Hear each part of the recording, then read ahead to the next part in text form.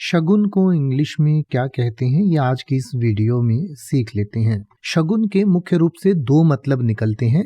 एक तो शगुन का मतलब होता है कि जैसे हम किसी को कोई गिफ्ट देते हैं, मान लीजिए किसी की शादी है या किसी के कोई भी अच्छा ओकेजन है, तो उस पर हमें जो उसे गिफ्ट या कोई पैसे देते हैं तो उसको भी शगुन कहा जाता है या शगुन के पैसे कहते हैं।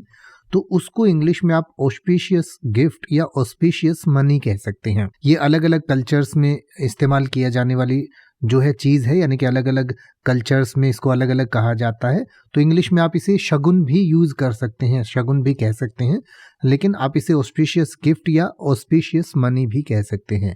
एक दूसरा शगुन होता है कि जैसे कई बार आप कहते हैं कि काली बिल्ली जो है वो बुरा शगुन होती है, काली बिल्ली दिख जाना बुरा शगुन होती है, बिल्ली रास्ता काट दे तो बुरा शगुन होता है।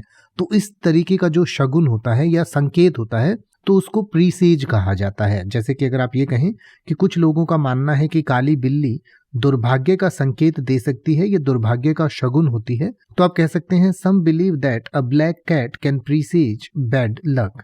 सम believe that a black cat can presage bad luck. या दूसरा, जैसे किसी चीज को देखना, हम कहते हैं कि ये अच्छा शगुन है इस चीज को देखना, तो उसको आप ओमेन भी कह सकते हैं, OMEN, ओमेन। जैसे कि अगर आप ये कहें कि तूफान के बाद इंद्रधनुष देखना एक सकारात्मक शगुन के रूप में देखा जाता है या माना जाता है, तो आप कह सकते हैं seeing a rainbow after a storm is viewed as a positive omen. Seeing a rainbow after a storm is viewed as a positive women.